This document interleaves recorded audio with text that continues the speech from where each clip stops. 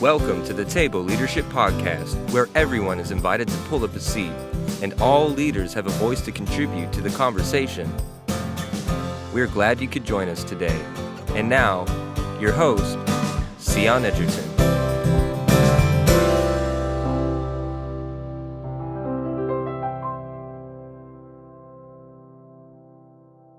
Again, take two. I just want to welcome everyone who's listening today. I am so excited to get to share my good friend's voice with you today. And let me tell you, and no joke, that I absolutely believe that she has something incredibly valuable to bring to the table, because this is take two of our attempts to get this recorded. Our first try last week, something went crazy wrong. Zoom is still trying to figure out what happened with the recording. Anyways, we basically lost the entire thing. And we were just sitting here talking about how there is her experience, has been that there's just a war around her voice and her story. And that, this has actually something similar, has happened before when she's gone to speak. And so I'm just confident that that just means that we're supposed to be having this conversation today. And we are going to make sure that this gets to our listeners. So with all that being said, I just want to thank and super extra thank my good friend Sandhya for being here today a second time so that we can get this figured out. Sandhya, welcome. Thanks, Cyon. I appreciate getting to be here again in your space with you, and looking forward to where this conversation goes today. Yeah, me too. I know that there's good quality stuff that we're going to talk about. And I just love your heart and your story and just your resilience, the resilience factor of being able to say, hey, okay, I will come back. I will give more of my time and we will try this again. And so it is going to work today. So some of the stuff that we talked about last week, I'm so bummed that we lost that conversation, but I'm just going to say that, that was for me and my benefit, because I got so much out of it. And so now we just get to share those things with the rest of the audience. So let's start off like I always do by asking, if we were not social distancing and we were gathered around a table right now to invest and pour into people, what would you be feeding us? And now I'm really curious to hear if your answer today is the same as it was last week.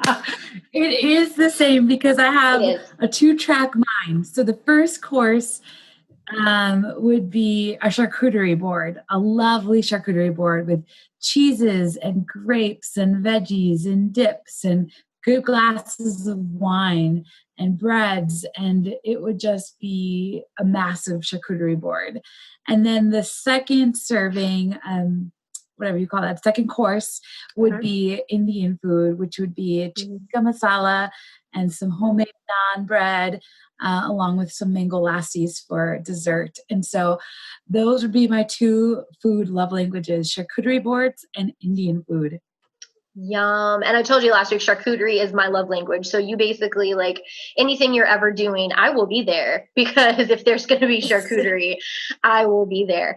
Out of curiosity, if somebody wanted to kind of try their hands at Indian food, what is a really kind of good but simple first recipe to try?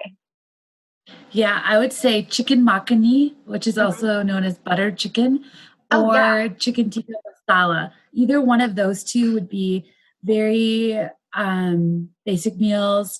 And naan, everyone's always like, wait, you cook your own naan? I'm like, it's really not that hard. There's a little trick to it, to getting it to puff up and how thin you make it, but when you're rolling out the dough. But really, it's pretty simple. And then one of my secrets, I'll share a little secret here about cooking Indian food. Okay. And you always double the seasonings for the recipes. So keep all the rest of the recipe the same, but you put in double the cumin, double the coriander, double the cardamom, and so on. And that just adds the flavor. And so that's just something I've picked up along the way from someone else. And so it helps make it really tasteful. Okay, awesome. That's good to know. I did not know that. Have you ever heard of bunny chow? No. It's this really interesting, like Indian South African fusion thing. It's super popular in Durham, in South Africa, which has like a very large Indian population. And it's kind of like their fast food. When we went over there to visit my family, this is what everybody gets. Like if you're just out running around and you need to stop and grab something real quick, you go and you get bunny chow. And it's like, it does not have bunny in it, but there's a whole bunch of different versions. Some of them have chicken, some of them have different types of meat, or you can do a vegetarian one, which is lentil based, but it's like this stew, and it's super flavorful, like very full of flavor, lots of curry. And then they make these big like bread bowls, and they, pull the bread out and like dump this thick stew into it. And like, you just eat it right out of the bread bowl. And it's so good. I made some recently. Although that was like Indian South African fusion. So I still need to try my hand at like legit Indian. So I'm excited. Yes. Interesting. Yeah, I can send you some recipes if you'd like. Yeah, that'd be awesome. I'll always try new recipes. Okay, so now that we're all good and hungry, let's talk about what it is that you bring to the leadership table. And there were 3 specific things that you had mentioned to me, and they were, well, I'll let you say them because I want to make sure I don't get it wrong. But there was 3 specific things that you said you felt like you brought to the leadership table. What were those? Yeah, resilience, curiosity, and a passion for story work. Okay, awesome. And so we're going to talk about all 3 of those. But speaking of story, let's hear a little bit about yours. Just, introduce us, who you are, where you are, what you do, a little bit about your own background and story. Yeah, so I actually am a transracial adoptee, meaning I was adopted from India and into a home of a family that didn't share the same ethnicity, and my town didn't share the same ethnicity either.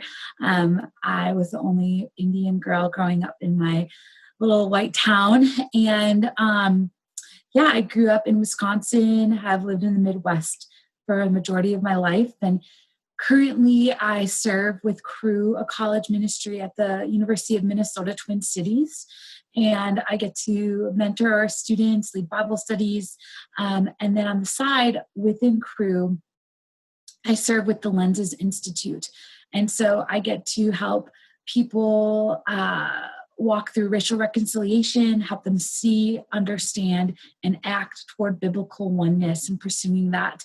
And that is a true joy. Like, I love getting to do this work. And I think like in the last probably couple of years, I've just seen the Lord really grow my own understanding of my own ethnic background. And so my passion for being a bridge between majority, ethnic minority cultures, like I think that there's just a growing passion of where God's landing me to do this work. And then I also, through the lens of my story of being adopted, I also get to serve. Like I have a Bible study currently on campus that has like 6 or 7 transracial adoptee girls, college students. Never in a million years would I have thought to be able to get to do that. But that's just another area that God is having that's birthed out of my own story. Yeah. And so that's a little bit about like what I love and get to do for a job. On the side, like I'm a nature lover. I love going to coffee shops with friends. And like I said earlier, like love making charcuterie boards or just love food in general. And so, yeah. Awesome. Can you talk, because I know one of the things that we had recorded a part 1, and then we planned to do a part 2 anyways, because we just knew that there was more to talk about. And now we're just going to do it all at once because technology, and the devil is a lie. So can you talk a little bit about, you've mentioned not only your ethnic journey and really understanding your ethnic identity, but also the adoption factor and just kind of what a significant part of your story this has been and how your voice in those spaces gets used. Can you just share a little bit about the significance of those things and what that has kind of meant for your overall journey? Yeah. When I talk about adoption and being adopted, I have to name that there is an honor and a joy, but there's also a grief and a loss, a real grief and loss within being adopted. There is loss that I had no choice of since the first day when I was in India, day one. And there's loss of a family for sure in my life. And then there's this other piece of adoption that I've come to understand through my relationship with Jesus, which is getting to understand more of like, we're all like, as followers of Christ, we have been adopted into God's family and through have a spiritual adoption. And so it's given me a more concrete picture of what that actually means and what that looks like. And yeah, I feel like there's like a deeper understanding of adoption that I have that comes with and through my story. And I think also the the uniqueness of being adopted. There's many people who are adopted, but I think in terms of being a transracial adoptee, of being a person of color, my story of understanding my own ethnic background didn't begin until about 4 or 5 years ago. Like I was adopted, like I said, into a home that was white, into a town that was white. And no one talked about India or about my brown skin or about being an Asian American. No one talked about those things. And if people did address anything in that area, it was done with a lens of racism, of harm, of wounding, and of shame. Those would be the things that were named. And so in the last 5 years, I've been on a journey of seeing God uncover, shine light on the true parts of like where I come from, and growing understanding of how does my ethnicity bring beauty to this earth? Like how is it represented by God? And so, yeah, it's been an ongoing journey for sure. And it's a lot to navigate being adopted, because it's not, I didn't know a lot of people who were adopted growing up. And so I didn't have language to put to things until the last handful of years when I started meeting others who have been adopted through social media platforms and so on. And even that, like one of my good friends, Courtney, and I felt like we need to continue to use our voice in adoption. She's domestically adopted. So we actually founded a social media platform called the Adoption Triad, and it's on Facebook. And it gives voice to all 3 parts of the adoption triad. So the birth parents, to the adoptive parents, and the adoptees. All voices matter. And so often we only hear from one voice or one lens, but it gives us an opportunity to hear from each other's sides, hear each other's stories, and then also be a resource to each other to care for one another. And so that's been something that's been birthed out of discovering more of who I am and where I come from. That's so good. And I mean, our stories are obviously super different, and there's so many other factors that, kind of increased your experience. But I never told you this, or I haven't told you yet, but my dad legally adopted me. I don't know my biological father. And when I was young, my parents got married, and he legally adopted me. And that has been probably for the past maybe 10 years or so. Same thing, a huge part of my story and of my journey and of appreciating him and doing my own kind of searching and, discovering and figuring out like what empty places did I feel like I had and what was God trying to do there. And even just, like you talked about, even just my own identity and understanding my identity as a child of God, understanding this greater family that we've been adopted into. There's so many key points of that particular journey. And I use them repeatedly over and over again. I'm constantly preaching about that and using it as a sermon illustration because, God has absolutely used that part of my story to reveal so much of his love and his goodness to me through that story of my dad adopting me. And so, on a lesser degree, a lesser level, obviously you have so many other factors that you were contending with, but I hear your heart in that. And I think it's a beautiful part of the story for us to explore. Thanks for sharing that, Sai. I did not know that. Yeah. Yeah. I mean, I preach about it sometimes, but it's not like I super advertise it or anything. But yeah, it's been a huge, huge part of my journey, and there's lots of layers to it. But there's just been so much healing and goodness that God has brought through it. So it's really cool. And so I want to talk to you about the three things that you said that you feel like you bring to the table. And so we'll just kind of unpack them one at a time. The first one that you talked about was resilience. And I think this was probably the conversation that, we had last week that I got so much out of, because in our culture, Western culture tends to be very like, just power through and, put your big girl panties on and deal with it and get through it. But that's not true strength and resilience. And so talk to us a little bit about what you mean by resilience. How do you define that? And then what does that look like for us in our life and leadership in a healthy way? Yeah. So I feel like I've never had an opportunity to not be resilient. Like I've never had the luxury of not walking in resilience. As I shared earlier, being adopted from India, like I've always there's always been adversity throughout my whole story. And so I think resilience has been inside of me for a long time. And I used to think, so a couple things. One is whenever I meet like a new spiritual guide, mentor, a counselor, someone, they'd always say, wow, you are so resilient. And that was like usually one of the first things they'd say after they'd hear my story, because my story does have a bit of brokenness and a bit of trauma in it. And I'd always think, yeah, like that was always the word that I would hear over and over. And so I used to think like resilience was it could only happen after you've gone through something really hard. But in the last year, I've gained a new understanding that resilience can be built up and prepare you for something in the future rather than just having you've come out of something.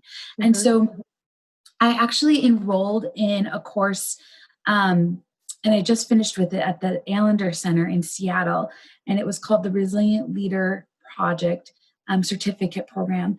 And it was amazing. I learned so much about what it means to be resilient personally, how resilience has played a role in my story, and how, as a leader, what does it mean to be a resilient leader when you're leading other people and being entrusted with other people's lives.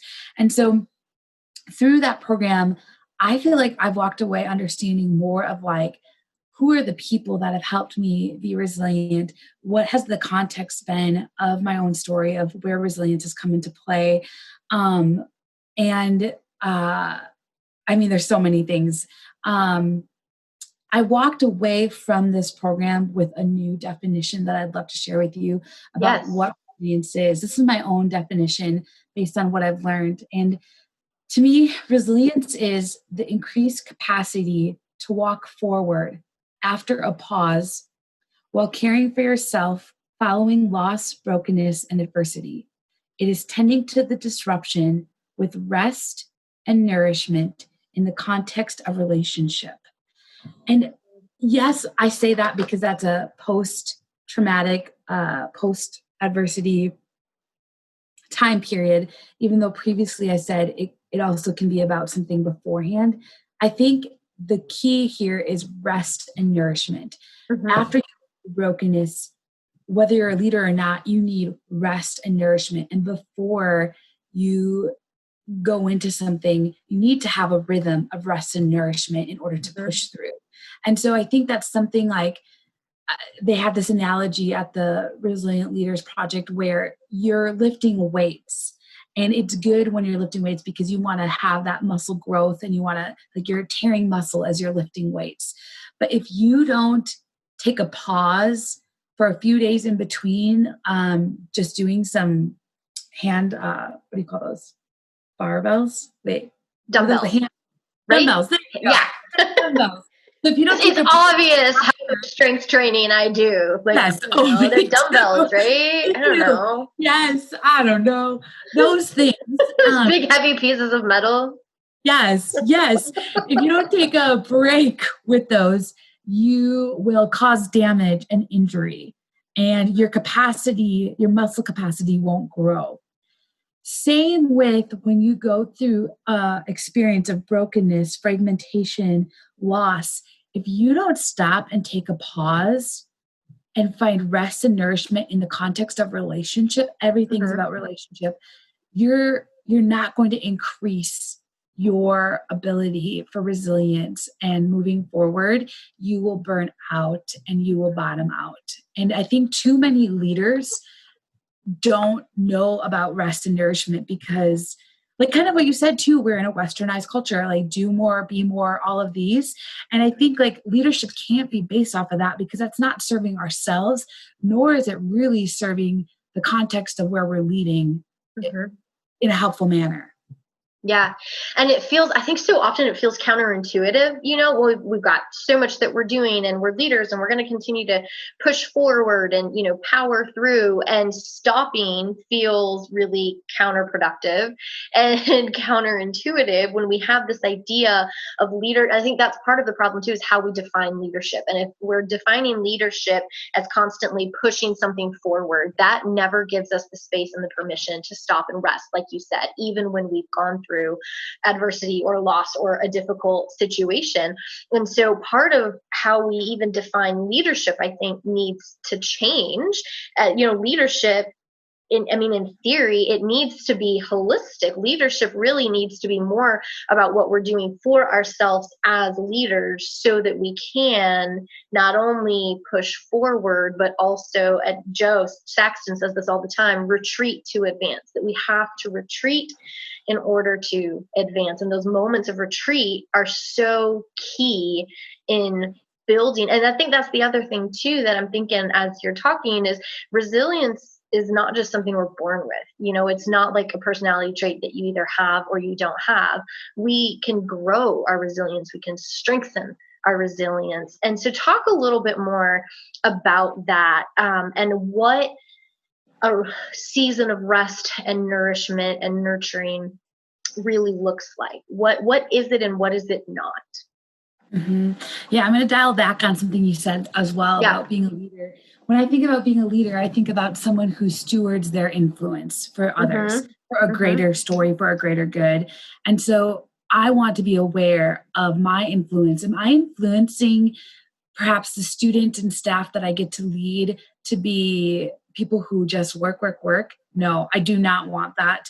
And that's not my desire. And that doesn't work. That's not what God wants. Right. I would rather help them I want to use my influence to show, you know what, Sandhya can take a rest. Sandhya can enjoy play and enjoy life and is fun. And I want them to see, like you said too, like the holisticness, not just one sense of getting a job done or a task, because nobody's signing up for that. And so, that's good. As for the question about, you asked about growing resilience, or what does rest look like for me? Or what is it and what isn't it? Because I think even when we're stopping, it doesn't necessarily mean that we're engaging in something that is nourishing and nurturing and healing us from the inside out. And so it's not just that we pause, but it's what do we do with that pause?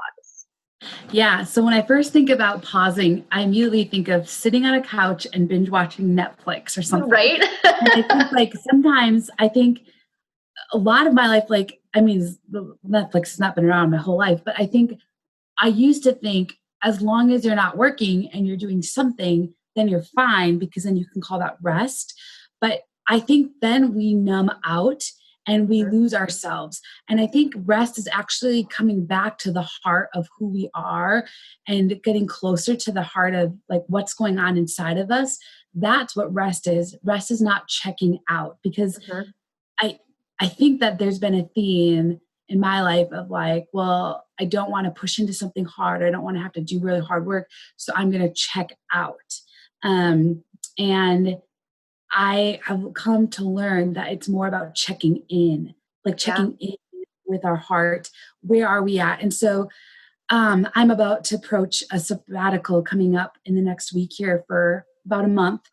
And I have been thinking and processing, like, what does checking in look like for me?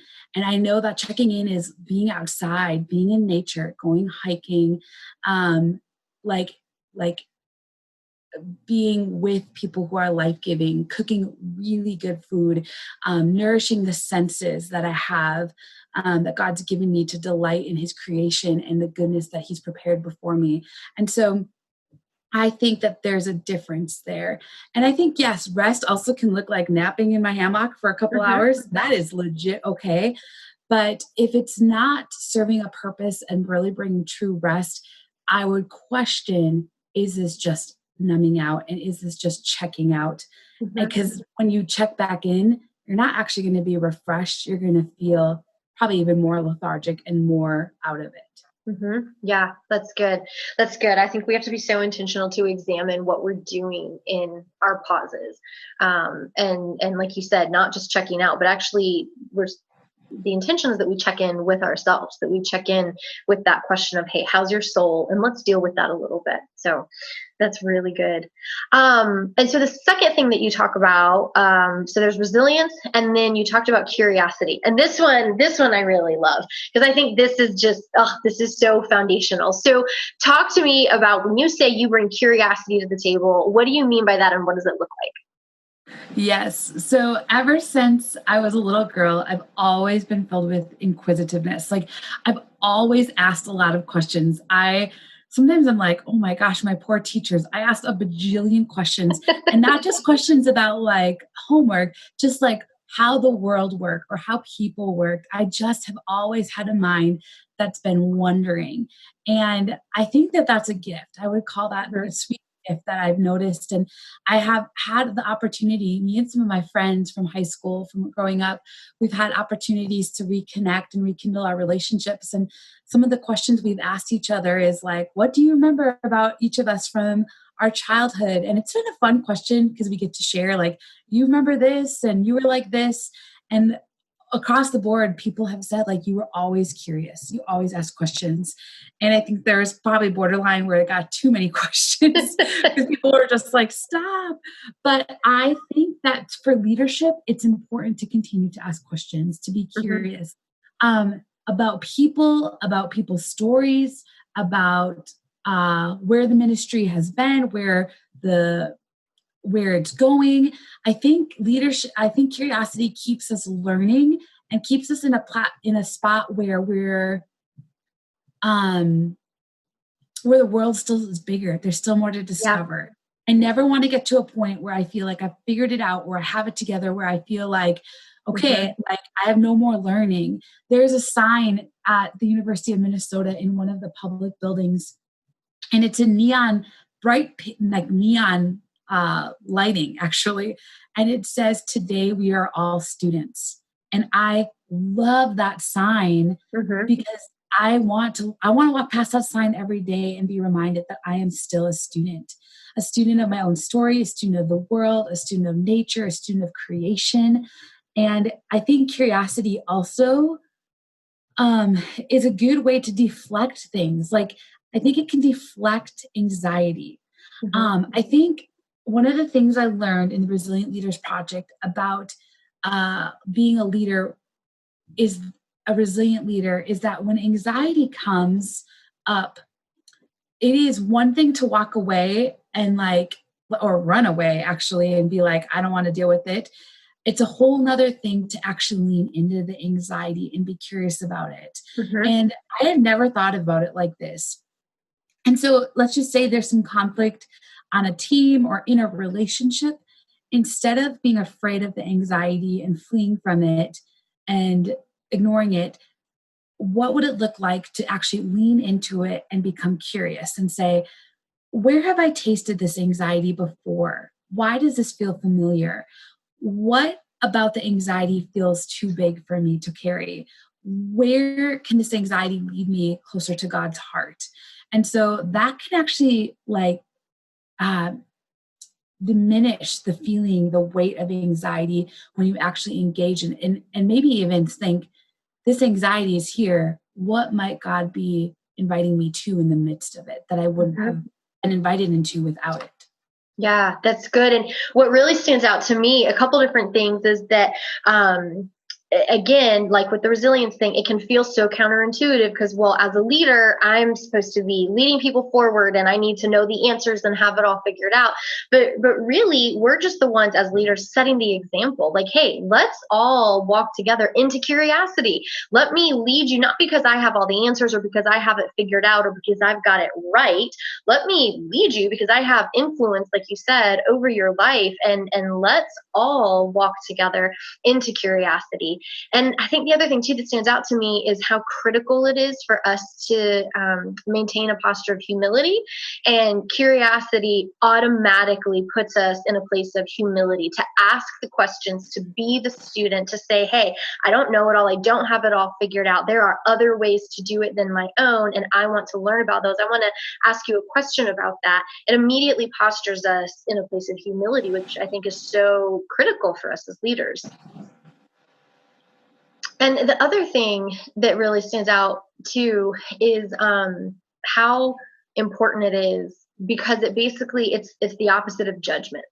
And it's so easy to judge someone's story, to judge the way they're doing something. Obviously, there's a ton of, judgment, even in the church world, unfortunately. And I feel like the opposite of judgment is curiosity. I want to learn. I want to ask questions. I want to know about your story. I want to know about your reality. I want to know about your perspective. Instead of jumping to conclusions, let me just be really, really curious.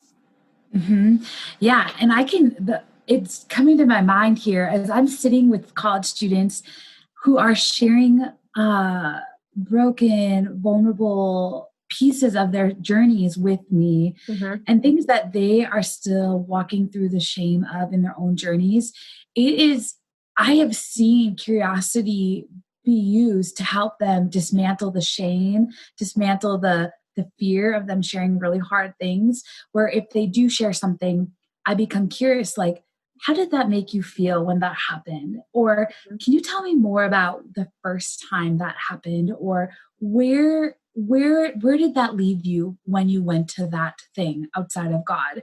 And I think sometimes they're caught off guard because they're waiting for me to say something like judgmental or to ask accusatory questions versus curious questions. And I won't take credit for this. This is just something that I've learned from other leaders in my life, in how to ask good questions and be curious rather than pose judgment. And so it's a trait that I've picked up from other people of how to engage that in the ministry context. Yeah, that's so important. And I want, at the very beginning of our podcast season back in January, we had Pastor Steph O'Brien on, and she talked about her book that at that time was, new, just coming out. But that's one that I would just put out there to anybody who wants to engage more with this idea of curiosity. Because I think part of it too is, so often we're fed stuff and we just kind of take it and swallow it without actually questioning it. I think there's a lot in our belief system and in our faith. There's systemic stuff. I mean, in our history, things that we're just told and we take it at face value. And there's not enough questions being asked. Well, wait, is that really how it happened? Is that really what God says? Is that really what the Bible means about that? And so in her book, she talks so much about that process of dismantling and deconstructing things. It's called Stay Curious. And so I would just put that out there to anybody listening who feels like, yeah, I want to engage more with this idea of curiosity. I would absolutely recommend that book, Stay Curious. So the third thing that you said you brought to the table is the power of story and storytelling and engaging with your story. So talk a little bit about that and just the value of that for us, just in our lives in general, to engage with the power of story. Yeah, I am compelled by story. Like, I love hearing people's stories, little stories or their life stories. I just love it. I think some of my favorite memories are when me and my friends recap moments or stories that bring so much laughter of past trips we've taken or even foolish things we've all done. And we're just found laughing and enjoying the humor of what it is. And I also love that all of our stories fit into a bigger narrative, God's story. And like there's so much purpose and kindness and goodness there. And I was introduced to story work in the last couple of years here, and I learned about it through the Dan Allender Center, through the Allender Center, I should say. And they talk a lot about how to engage our story and re-narrate our story. And stories tell us a lot about who we are today and where we've been, how we've gotten to here, and where are we going. And we all have one. But I think sometimes when we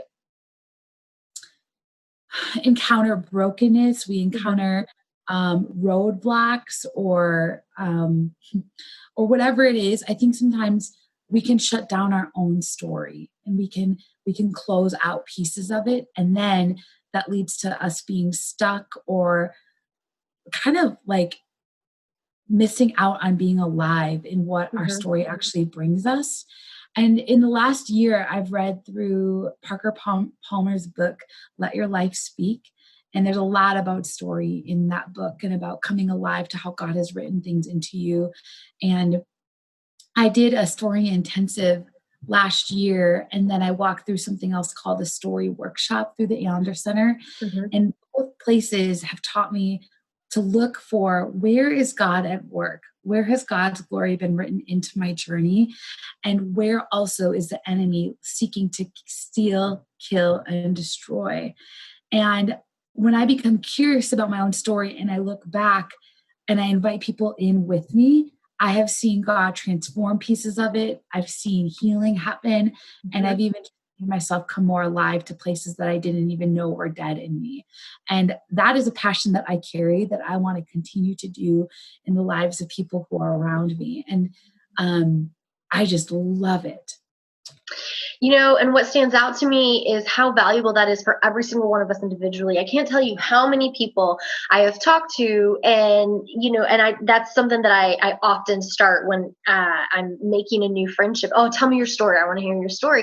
And I can tell you how many times I'm met with the response of, oh, I don't really have a story. I mean, you know, I just kind of basic, normal, you know, boring life. And we have this idea that, you know, in order to have a story, that it has to be this big, you know, dramatic, huge thing. And it's, you know, and there's power in our stories, our everyday, day-to-day routine story. There's no such thing as someone who doesn't have a story. There's no such thing as a boring story. There's no such thing as a meaningless story. And to say that I don't have a story is basically saying, God's not really at work in my life. Yes. And when I hear that, this is where I go, because I have heard that whenever I share my story, if people share after me, they're like, well, my story's not like hers. And I'm like, no, but you have a story. And I have a couple thoughts about that, actually. Is one, it makes me curious, were you to ask someone who says, I don't have a story, or my story's not that big, it makes me wonder who has not delighted in them and in their story that should have, for the sake of them not seeing the life and the and goodness that's already written into them. How are they not attuned to seeing that? And what did they miss out on someone not sharing those things with them growing up? That's what makes me curious. Another thing is, like, when people are like, well, I don't have this big cliff of a story. No, you might not. But I also think that God shows up in the little as much as he shows up in the big. And I remember telling a friend this, in college, because she felt like, you know, she had come to know the Lord as a little girl. She hasn't really had any big faith moving, rocking, waves in her story. And I said to her, maybe God doesn't need something really big and enormous and hard to show how much he loves you and delights in you. Maybe he just loves and delights in you without having to have you go through something really, really hard. Like, God's goodness is just good. He doesn't need something bad to show that he's good. And it helped her see, like, yeah, her life has been good. And yes, there has been hard things, but just not really earth-shattering traumatic things. But there's been such delight and good in her story. And I think it just needed to be seen and named and celebrated so that she could see, wow, like, God has really given her a gift of protection and refuge. Yeah. That's good. And so if somebody wanted to engage with their story more and get more in tune with it, like you said, and to really kind of start exploring, gosh, what is beautiful and majestic about my story? What are the key moments? What matters? Where has God been at work? How would you advise them to kind of start that journey?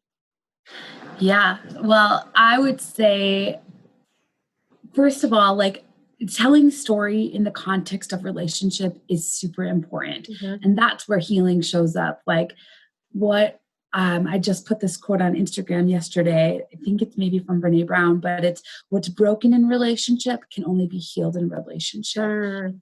Power of relationships, of the attunement, curiosity, the invitation, that is significant. And that's with people, but also with the Lord as well. And so the author of our story.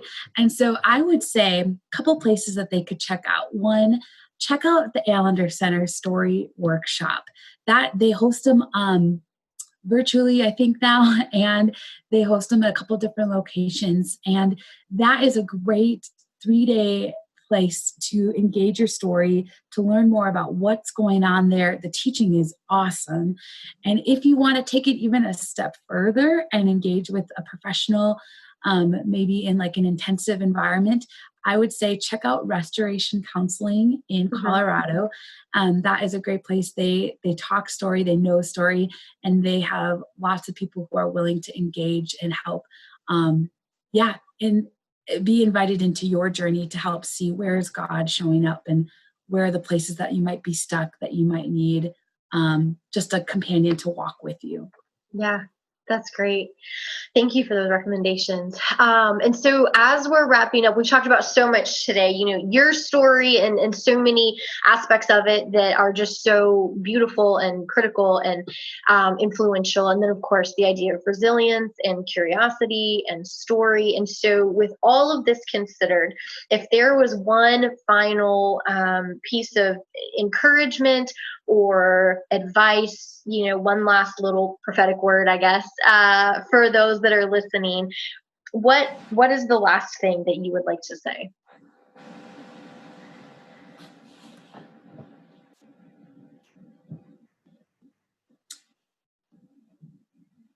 Yeah, that I would say that every one of your stories matter. Like there is purpose, there is goodness. And when we approach our stories with a sense of with a sense of kindness in the context of relationship, we can see God's glory revealed. And I think when light comes into those dark places, we come alive. And then we can live the lives that God really intended for us to live.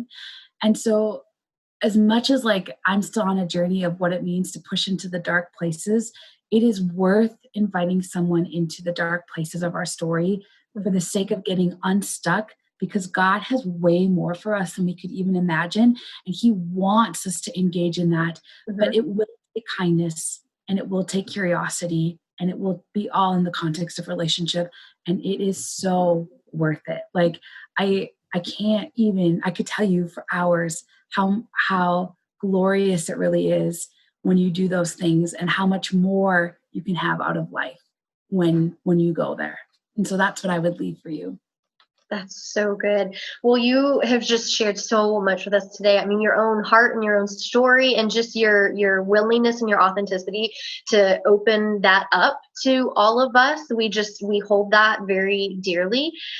So thank you so much for making space for us and just your wisdom too, for sharing your wisdom. There's so much that you shared with us today that I think is absolutely critical. And I hope that there are pieces of invitation and also challenge that our listeners will get out of this. And so again, Sandhya, it was just such an honor to have you on. And we finally got everything figured out. And I know that you said there's a war around your voice, but I hope that this is one battle that your voice got to win, because it is so needed and necessary. And thank you for sharing it.